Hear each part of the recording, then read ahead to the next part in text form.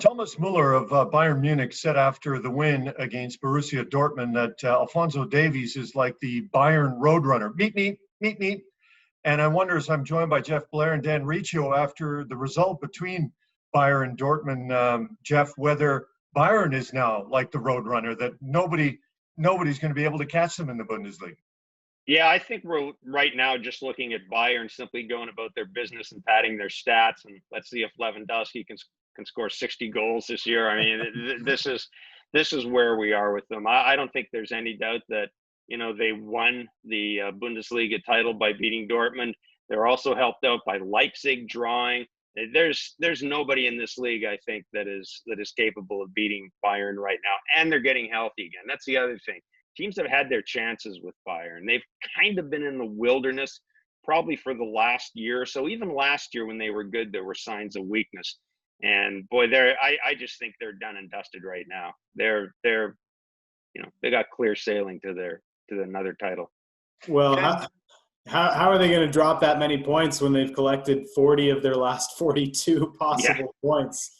I mean, they've just been so good. And Hansi Flick, as much as there is a ton of stars on that team, I think he is the manager since he's taken over, deserves a ton of credit. When you look at Dortmund coming off, maybe not so much a disappointing result, but maybe a disappointing effort in the way they were defeated by Bayern, Dan, what's your sense of where this club is headed? If they can't go up, how far down might they go? Well, they're still, incredibly well set up. They do things a certain way, and their development keeps them within a striking distance. But the spending that Bayern does is just, it's untouched. And that's what really sets them apart. That even though Dortmund is kind of getting closer and they've really found a nice way of developing their young players, at the end of the day, when the time comes, they're going to sell Jadon Sancho, they're going to sell Erling Haaland when the big number comes in. And that's something Bayern simply just does not do. They're the ones that go out and buy those players, either from a Dortmund or somewhere else. And that will always keep them a step or two behind Bayern Munich, unfortunately. But what they've been able to do and how they've been able to play this year deserves a ton of credit as well. Yeah, Gene, I look at Dortmund. They're playing Paderborn this weekend. They should be able to get 3 points there. But, I think this is the loss to Bayern seems to have been almost an existential element to it for Dortmund. You heard their coach, Lucien Favre, essentially say after the game that he's not entirely certain he's going to be back next year. They lost both matches to Bayern this year. They were better positioned to win the championship this year. They've been in a long time. And 24 hours, man, people have gone from talking about Dortmund being kind of the gritty team that was going to catch Bayern and they were going to turn this into a race. And now you've got Lucien Favre. Favre may not be back. You've got the German media all over Jadon Sancho, because it really does appear as if this guy has come out of the pandemic break and he doesn't have match fitness. And it's understandable, a 2-month break could do that to some players, but it hasn't affected Alphonso Davies. It hasn't affected Thomas Muller. It hasn't affected some of Jadon Sancho's teammates. So it's interesting seeing the German media really pile in on him today in particular. And this is a guy who was going to go to Manchester United or an English team for a ton of money this offseason. And I think people are going to be watching for some sort of reaction from Jadon Sancho in the next 5 or 6 weeks. Like, if he coasts through the rest of the season, I think you're going to have to ask some questions about him. And those are tough questions for a guy that young to have to face. The one thing, Jeff and Dan, is while we believe Bayern will make its way to its 8th straight Bundesliga title, when you look at the table 2 through 5 is really hard to predict. Is that maybe, Dan, the excitement that's left, because we really don't know with the jostling of positions who's going to end up where, likely after Bayern? Yeah, and there's some really good teams there. Mönchengladbach is just kind of the little engine that could, but they're such a community club, and there's a good story behind them for what they've been able to do and how they've built this team. that they're easy to root for.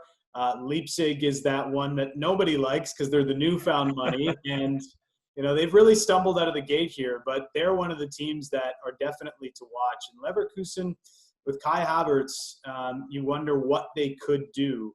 And they've got a match coming up against Bayern in a couple of weeks. I'm really looking at Leverkusen as one that could make a march up the standings, and who knows, even maybe catch Borussia Dortmund for second. Yeah, I'm with Dan on that totally. I would be really focused on Leverkusen.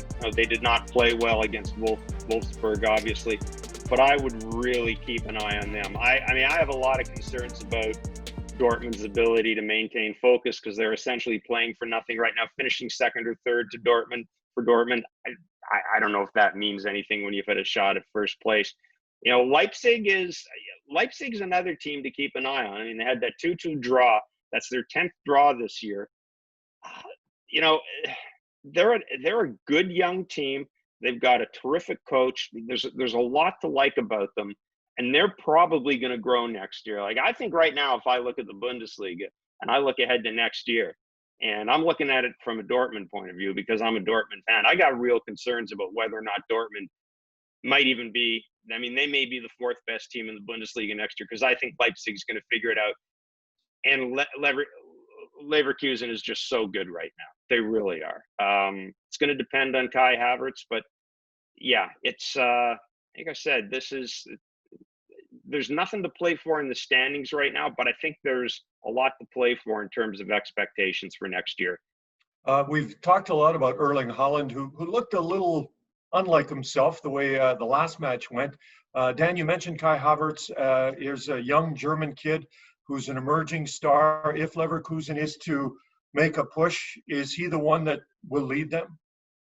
Well, the way that he's played this year, and certainly in recent weeks, he's been moved up to more of a central forward position, and it's really been a lot of goals. Not so much this past weekend. You can throw that one out the window against Wolfsburg, but what he'd been able to do as in that central forward position, I think it put him on maybe Bayern Munich's radar in the future because they're going to have to replace Robert Lewandowski at some point, and we know they often look within the Bundesliga to do these types of things. He is an incredible talent, and even as young as he is, he's already had several seasons under his belt, starting at such a young age at 17, and now you're really starting to see him flourish. He's one hell of a player to watch, and he's going to be the one that I think a lot of people around the world, all over Europe, are going to be seeing how he concludes this season. Well, it is his birthday on the way. June 11th, he'll turn 21, and I'm sure Kai Havertz would like an early birthday gift, maybe a marker or two, but as well as 3 points in the standings, as the table is tight after Bayern Munich when it comes to those squads battling it out in the Bundesliga. Jeff, Dan, appreciate the insight. I look forward to listening to you guys on the radio and then talking soon about the Bundesliga.